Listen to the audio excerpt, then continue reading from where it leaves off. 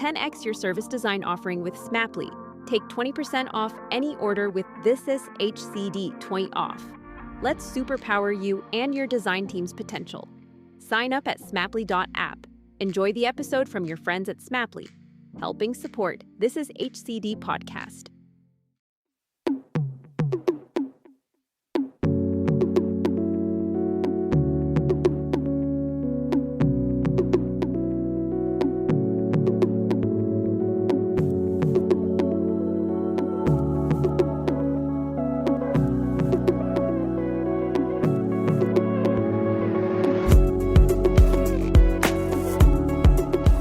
Hello and welcome to Bringing Design Closer. Our goal is to have conversations that inspire and help move the dial forward for organisations to become more human-centred in their approach to solving complex business and societal problems. My name is Gerry Scullion and I'm the founder of the Human Centred Design Network and CEO of thisisdoing.com, home to many of the world's best design and changemaker courses online. Now today in the show we have Emma Blomkamp, a facilitator, researcher and strategic designer based in Melbourne and leader within the co-design space. In this episode we speak about Emma's past and how they got into co-design and design generally, but we speak about the evolution of design and where co-design sits within that and what it looks like now and potentially in the future. It's a great one. Let's jump straight in. Emma Blomkamp, a very warm welcome to Bringing Design Closer, and I'm delighted to have you here with me today. Emma, you are someone that I've been following on the Twitter sphere for quite a while. And of course, in true Australian nature, we sat down and we spoke and we realised we know a bunch of people together. But before we jump into all of this, maybe tell our listeners where you are now and what lands you're on, and also how you describe yourself, say, when you go out for a drink with people that don't know who you are and what you do. Thanks, Gerry. It's lovely to be here with you. So I am currently in Brunswick or Bullickabeck. It's the traditional lands of the Wurundjeri people of the Kulin Nation. But I hail from Northland in New Zealand, Aotearoa, where I was very fortunate to grow up and get educated and work for a little bit. So I really struggle to describe what I do at a party. I think recently have just been saying either something like, oh, I facilitate groups, or I train, or if I want to get like specific and just test whether people have any idea what I'm talking about, I'll say I train people in a methodology called co-design, and then just try and read how blank their face is or not. I find it's a really tricky thing to describe, especially because I keep transitioning my practice. Whereas, you know, I think I'd started to get used to describing what I did when I was the facilitator. But now I'm kind of training and coaching and mentoring people in that practice. And it's one further step removed, making it even harder for me to talk about what on earth it is that I do. Okay. So go all the way back, because I know you're a doctor, Dr. Emma Blomkamp. What's the doctor in? Cultural policy. So not something that's super useful on a plane, but I did nerd out for a few years about arts and cultural programming at the local government level. And how and whether you can actually evaluate nebulous goals like promoting cultural vitality and community well-being. So you think it's not helpful on a plane, but you know, could be good. You could be a good person to sit beside. I'm sure you got lots to discuss in that topic. But where did you study your PhD? So I actually did a joint PhD, which was kind of unusual, and especially unusual for my lead university, Auckland, which hadn't done that before. I was fully enrolled at the same time at the University of Auckland and the University of Melbourne. And it was really great to be able to get the benefits of two different universities. It's amazing. Yeah. And especially I was interested in doing research that covered both countries. So it was great having a base in both places, but a little bit complicated trying to, get two institutions working together. So the joke is that actually, as a result, I have two PhDs. because the universities didn't communicate, I got 2 different certificates at different times. So you can call me Really? So it's Doctor if you like. Yeah. It sounds like a But song. Emma is also Doctor. fine. Yeah, absolutely. So Doctor, you're like, that's even cooler. So you finished your PhD, was it in the mid 2010s, was it? Yeah, probably about 2014, I think those certificates came out. Okay, right. So a couple of years ago now. And since then you've been involved in lots of like kind of areas that I was involved in back in Australia back in the day. Maybe talk to us a little bit more around from 2014 onwards. I know you worked primarily in government and public services and social innovation and places like that. How did you find it when you came out of with your PhD? How did you know? Well, you know what? I'm interested in the journey basically from your PhD and how all of a sudden now you're working in co-design. How did that start, and what's the background there? Wasn't a clear and linear path, I can tell you that.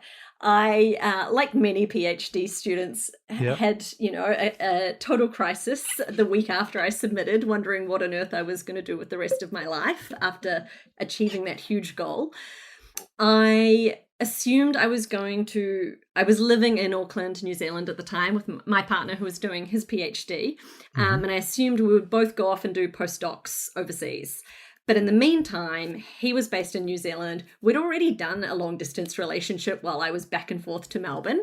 And I thought, I just need to stay in Auckland right now. And there certainly weren't any cultural policy academic jobs in Auckland at that time. The discipline doesn't even really exist in New Zealand. So I knew I was going to have to go overseas to follow that career. But in the meantime, I had to find a job. So I had a friend who actually sent me an advertisement for a job in a social innovation agency. So I Googled social innovation, applied for the job, Googled it again just before the interview to talk about it, and got the job. And I was the first full-time employee at Innovate Change, which has since merged with the innovation unit.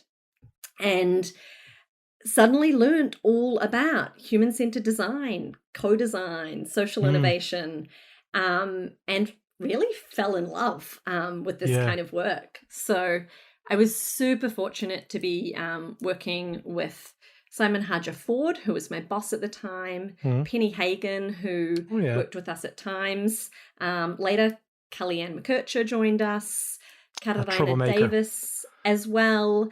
So I had some really incredible colleagues, mentors, co-conspirators there, as well as our sister agency, Curative.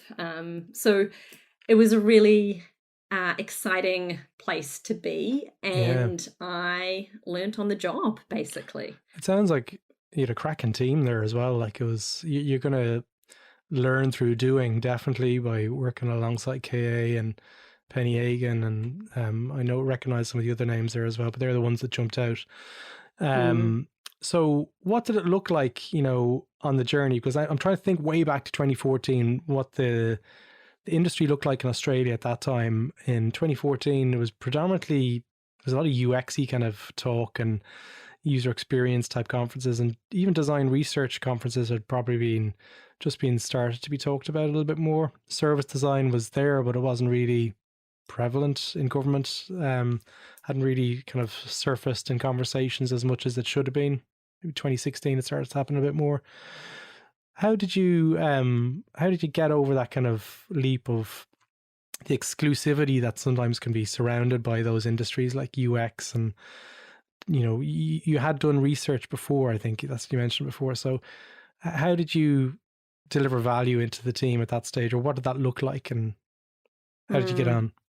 Well, I was completely new to the design world, Right. but I had a mix of skills from my academic research, but previous work as well, especially developing education programs for film festivals and working as a language teacher. So I had done some stuff around program design without really realizing what it was, and had some facilitation skills. So even though I actually first joined the team as a project coordinator, quickly started taking on more and more work and leading projects. We were a really small team, especially when I joined. So it was great to be able to just look, watch what others were doing, pick things up, learn by doing. I think we were really lucky in New Zealand at the time, thanks to Penny Hagen and others who were convening things like the Design for Social Innovation Symposium. So there was this little small field that I kind of connected with. I wasn't as connected with the rest of the design world for sure. And it probably wasn't until I came over to Melbourne initially to work for the University of Melbourne at the Policy Lab, which was a new research unit there at the time, where I started doing research on co-design at that point. And then through that work and later joining Paper Giant, a strategic design consultancy, I connected a lot more with the service design community here and was just blown away, actually, by kind of the size and strength of that community in Melbourne. Absolutely. There's a good nucleus in Melbourne, in service design in particular. There's a lot of great people down there. What I'm interested in is how you discovered co-design as a thing and how it entered your life. And was there a specific project where you kind of went, actually, co-design here would have given us something that I would have had without it? So what can you tell us what that looked like? Yeah, I think it would have been some of the community level social marketing projects actually that we worked on at Innovate Change. And they were basically behavior change campaigns, but done in such a different way to what I would have expected and have since realized to what is done elsewhere. But where we worked really closely. So I guess a project example is probably useful here. And one is a project that is called Behind the Wheel. And we did it in partnership with our sister agency that is a creative agency. And so it was really great because we were able to Innovate Change led the design phase, and then they led the delivery. But we did both in partnership. So we were actually co-designing the whole way through. And, the first step of it was us getting a brief from a couple of government organizations saying, this is a problem. We want you to go and work with this community to solve it. We want you to produce a campaign that's going to stop young people driving without a license, because we're seeing, it is a big road safety issue in a particular community. And they had all kinds of facts and figures and assumptions about what was going on there. But we started by saying, well, let's actually check these assumptions and find out what's really going on in this community. Is it even happening to the extent they think? Why is it happening? What are the barriers to young people driving without a license? What would enable them, motivate them to change their behavior? So one of the first things we did was actually recruit community researchers to go out and research young people and their families. And sure enough, that research turned some assumptions on their head. For instance, we'd been told this was about young risk takers, but we found that the young people in that community who were actually driving to a huge degree without a license or without a full license were generally good kids who went to school, went to church, didn't do the typical teenage risk-taking behaviors, but just had so many barriers to getting a license, and it had become such a norm to drive without one that's just what they did. So that reframing of the problem really early on with the community was really helpful for us to then, move on with the community to design things that worked with them, community events and those kinds of things that actually got people excited about getting a license. Yeah. When in regards to that project, there was the co-design kind of mindset used all the way through to delivery, or was it just really around the framing of the project? Yeah, the interesting thing about that project was it was used all through delivery. So we had this model at Innovate Change and K.A. McKercher talks about it in their book, Beyond Sticky Notes, of the kind of 3 different kinds of people that you want in a co-design group. You have some community members, you have some professionals, and you have some creative provocateurs. And so we had one of those co-design groups set up in the first phase, the kind of design and research phase of the project. But then when we moved into delivery, we actually just formed a group of key community leaders and members to be our co-design group throughout. So we were constantly testing and iterating and developing ideas with them, rather than just assuming that, we'd figured it all out in advance and we had enough community input and we needed to stop. And I think that was a huge strength of that project. It sounds like there was a moment there in your career that you were just kind of like, you'd found something. And especially when you said that the service design community as well, was that part of the Innovate Change piece was that in Auckland? I think it was, wasn't it? The Innovate Change. Was service design around at that time as well? It was a bit, but I didn't know much about it. And even now, I don't know how much was happening in Auckland that I wasn't aware of because I was so new to that community, or how little kind of, I wasn't aware of service design meetups. I think, definitely human-centered design was something people were starting to talk about. And design thinking was definitely something people, were starting to talk about. And even, the New Zealand Trade and Enterprise Group were really big at kind of getting design coaches into organizations to try and promote like better get better export income for New Zealand. So there was a big movement around design thinking, and I think even that model of design coaching has been quite influential on my practice. Seeing that as a legitimate role for the designer with a multidisciplinary team. Absolutely. We're going to come to your practice now in a minute. We're going to talk a little bit more around that, but I'm kind of interested to get your thoughts on why co-design right now at this stage. It seems that a lot of the main people that I see as part of the co-design kind of movement, they've hit kind of momentum at the moment where it just seems to make sense. And a lot of designers who've kind of lived a life and have worked through many projects, of course they're going to come back and they're going to go, this is perfect. We've been talking about this all along and now suddenly it's a thing. What I'm nervous about with co-design is that it can be seen almost as if a repackaging of design thinking in some people's eyes as another movement. I know it's not, okay, right? It's not like I'm saying that. But if there are people out there that are saying like, oh, co-design, it's just another repackaging of it, what do you say to them? I agree that is a real risk and it happens to a certain extent. I hear people throw this word around. They seem to think that the co-design thing. Yeah. 2 people got in a room and used some sticky notes. Oh yeah, we co-designed it. Yeah. I brought them into the room and now they wrote some of those sticky notes. So this must be co-design. Are we doing it? Everyone? Yeah, I think we're doing it. We're finally doing the co-design thing. We're doing co-design, folks.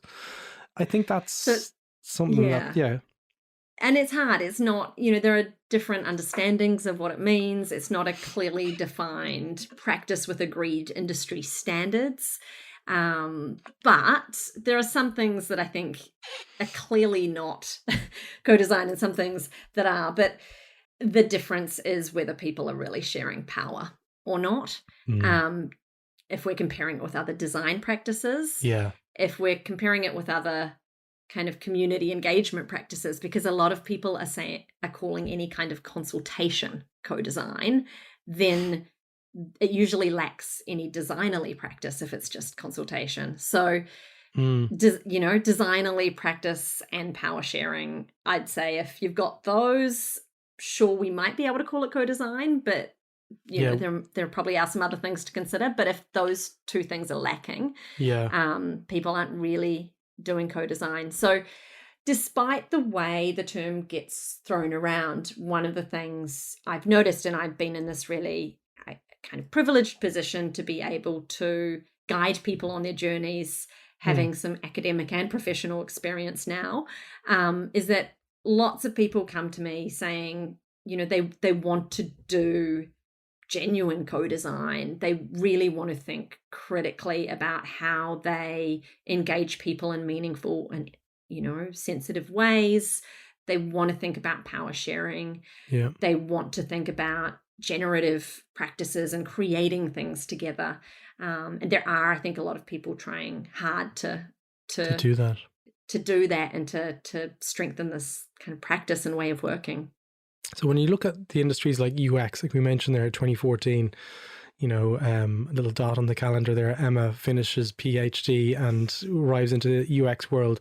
UX, if you look at the trajectory of what's happened in UX over the last, say, 8 years, it's kind of had a rebrand and a repositioning, and it seems to be struggling with product design and digital design and so forth. It's kind of lost its mojo in some ways. It's kind of lost its direction. Do you think that is that all down to the lack of intent around power structures and helping work with those? And is that what co-design does? Is that really where its super strength is? It's the identification of the power structures and really working to understand them and to dissolve them, I guess, in some ways, or disempower them is probably a better way. Yeah, and I mean, I don't think they're necessarily directly comparable, because there'll be times where you've got people working on some kind of, user experience digital journey that is something quite straightforward on a website that doesn't need a massive co-design process around it. But I think as, there's lots of really great work and other people doing work like Alba Villamel and Humanity Centered talking about the need to bring in questions around ethics and impact into this. And I think a lot of the people, who do come to me with an interest in co-design, some of them are UX practitioners, digital designers who aren't necessarily going to be facilitating an entire co-design process in every part of their work, but are curious about how they can work with people in more creative, sensitive, participatory ways. I think that's it's an interesting observation, because you're right. Any of the people that I've spoken to who are interested in doing things better, and I see a lot of those coming through This Is Hate City and through This Is Doing as well. They're aware of co-design, but they're probably in a position or a role that lacks the opportunities for them to really spread their wings and to evoke the change. So what advice do you give to people who are in those positions and who want to learn more about co-design and help them move the dial forward? Yeah, I mean, I think it is worth acknowledging that it can be frustrating for people who can see the benefit in co-design and are in a role where they could facilitate a design process with a diverse range of people that don't necessarily have the resources or other kinds of conditions that would enable them to do that. So I don't think everyone's in a position where they have the conditions and capabilities for co-design. And I do just want to acknowledge that, those are constraints for some people. But I think there's still possibilities to work in more co-designy ways. And that's where I think, taking the mindsets or principles of co-design as a starting point, if you're learning about it, is really useful. And I find this is different to, back in 2014 when I was learning about human-centered design. It was very process-driven and tools-oriented. And I think that, I'm not sure, that may work in some contexts. When it comes to co-design, there's definitely not a one-size-fits-all way to do things. You have to adapt the context to the people you're working with, to the problems you're working with, and so on.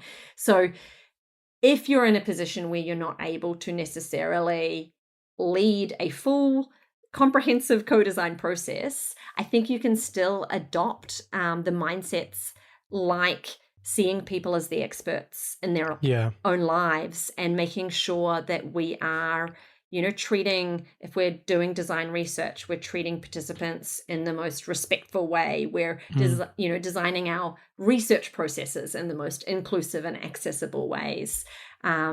something, for instance, Joe Stepinska and I worked on a design research project in one of the many waves of the pandemic in the blurry times, I think a couple of years ago. And it was a design research project. It wasn't a co-design project. We weren't actually co-creating a particular product, program, or service with the group of people we were working with. We were producing a report. But in that instance, we thought about how do we do this in a more participatory way? And a simple thing we did was invite the research participants to a debrief while we were in the kind of synthesis. We'd done the first kind of level of analysis. We were in the synthesis mode. We were starting to develop insights. And we wanted to test them. We wanted to check that we were interpreting people's stories and ideas in ways that they agreed with and that resonated with them. And so we, held an optional online debrief for participants to come along to and give feedback before we finalized what it was we were saying. And that was so helpful. We actually reframed the kind of how we talked about that group as a result of that session. It's something so simple, but bringing people back and having a playback within research, of course it's going to deliver value when you think about it. It seems so obvious when we talk about it now, but what happens when you do that synthesis and analysis? We're using our bias and we're using our own assumptions and we're kind of like trying to make sense out of things, the whole kind of making sense. Tell us what it looked like when you brought them back. Was it just, did you hit a home run? Or was it a case of, you got some things wrong? Tell us what that experience was like. Both. I mean, I think I would have loved to have had a lot more time for that. And, that's something interesting because it's not the kind of thing you design into your research plan at the beginning to really iterate a lot with your research participants at that point. So I think we had like just an hour lunchtime session, something that was easy for people to drop into online. And we had, testing my memory, but maybe we had like 6 to 8 of the 15 participants showed up with a couple of the clients as well. In a group format, or was it one-on-one? In a group format. Yeah. So we did a very, very brief mini presentation, and that was really hard, especially at that point in the research where you're so deep in it and you've got so many things to say. But we pulled out a few things. One that kind of represented the really high level things we were noticing to show what we were, hearing and would be focusing on in the report, but also some things we were a bit unsure about. And there were some things that those kinds of things where you think, we might be able to explain this in this way, but that, is that our bias? Is that our assumption? Are we just interpreting this? So getting some feedback from people on those. And the other thing, the key thing that we also wanted to test was the research had been framed by the funder, as is common in the legal sector, around this concept of the missing middle, the people who are, too poor to afford a lawyer, but too rich to get public legal assistance. And the idea of that made it sound like there's a large group either side of that group. But what we worked through with our group, we're like, well, how should we describe you? And, we kind of threw a few ideas around, and they pointed out that most people are in this group. So, we renamed it the missing majority to really highlight what a significant group the legal sector is not serving in the way that it's producing resources that aren't currently accessible and understandable enough to people to be able to solve legal problems on their own, which was the focus of that research. I want to ask a little bit more around the direction of co-design and where you see it going at the moment, because how I see service design and co-design coexisting together is, I think co-design is so much more better placed to inform the direction of many industries within the design ecosystems. But I'm keen to hear your thoughts on what does the future look like for co-design in general? Well, I think we're at a time where we're so aware of the complex problems we're facing, and we're aware of the climate crisis and racial injustice and so on and so on. I won't spend the whole 5 minutes talking about all of those complex everything. problems. Yeah. But we're also aware that they're connected. And if we're doing some work that is about health service design, then we need to actually be taking into account some of, the complexity of the system that we're working with, and the health system, and the complexity of people's lives, and the complexity of these social and environmental issues and injustices that are interconnected.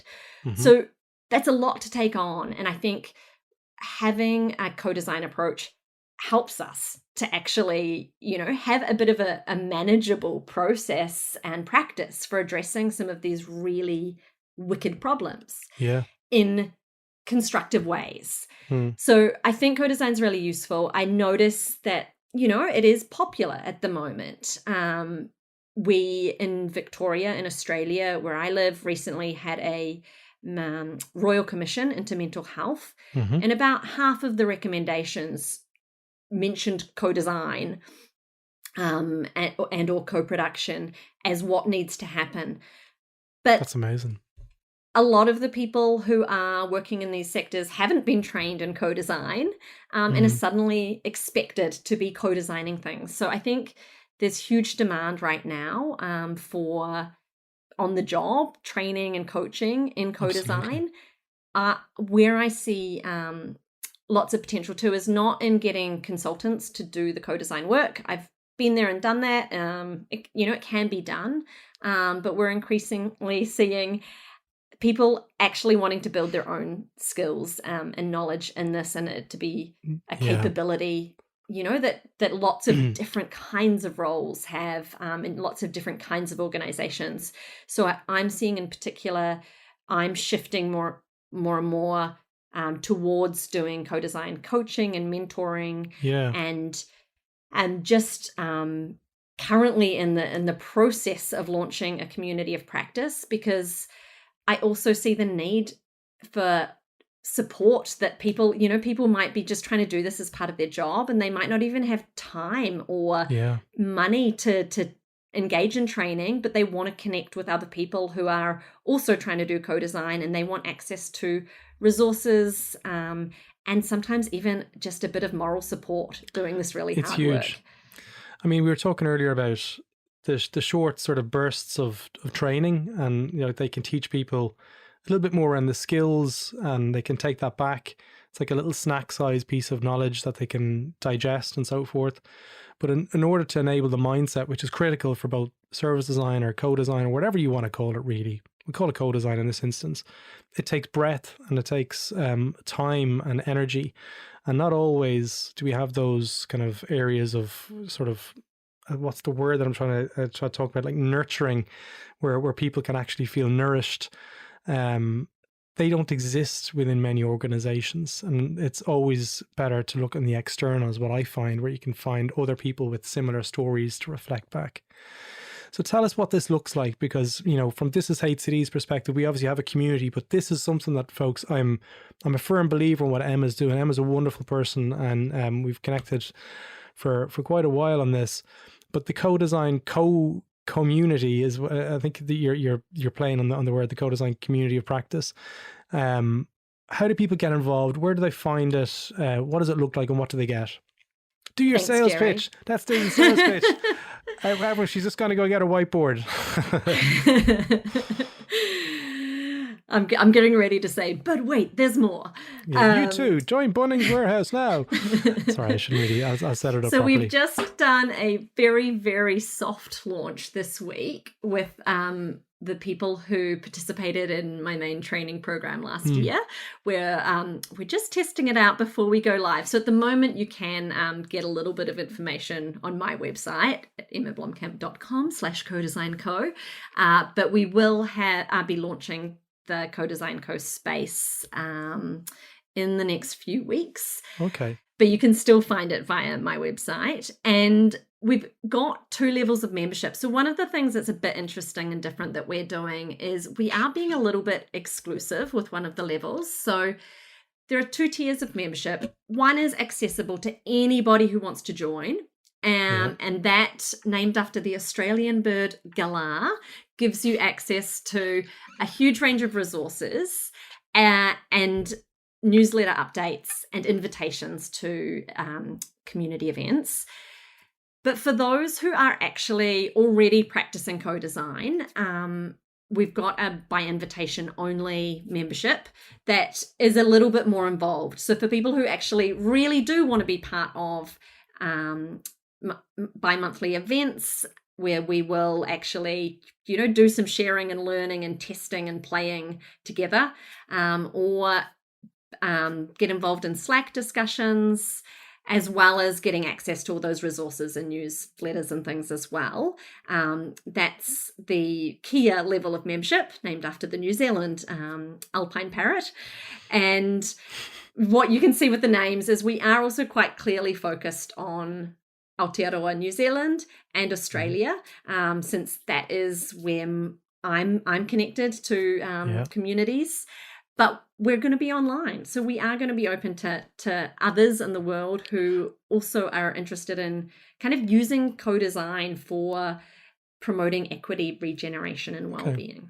All of this is online, presumably. Those I'll put a link to the Co-Design Co in the show notes, but all the events that you spoke about and the meetups, they're online. They're not in person. At this stage, everything is entirely online. Okay, yes. That's cool. Look, Emma, you're always welcome back on This Is HCD and bringing design closer whenever you want to come back. There's so much work that we could have covered off today, but we would probably end up having to do about 3 or 4 episodes just to cover off some of the background on your work. Thanks for giving your time and energy today, and I'll throw a link to all of these into the show notes, folks. And if you want to follow Emma also on Twitter, Emma's a fantastic person to follow on Twitter. Like, they're sharing lots of important work out there and shining a light on people who really need the light to be shone on them. So Emma, look, thanks so much for your time. Thanks so much, Gerry, and thanks for everything you do with This Is HCD and This Is Doing. Not at all. It's all worthwhile when I get to speak to people like you and KA and Joe and everyone down in Australia. So thanks so much. A pleasure. So there you have it. That's all for this episode of Bringing Design Closer. If you like this episode, feel free to visit thisishcd.com, where you can access our back catalogue of over 100 episodes, with episodes related to service design, product management, design research, and much, much more. Now, if you're interested in design and innovation training, feel free to check out our business, thisisdoing.com, where you can join online classrooms and learn from the world's best design and innovation leaders. Join the This Is HCD newsletter, where you'll receive updates from the network, and also, if you're interested, apply to join the Slack community on thisishcd.com. Stay safe, and until next time, take care.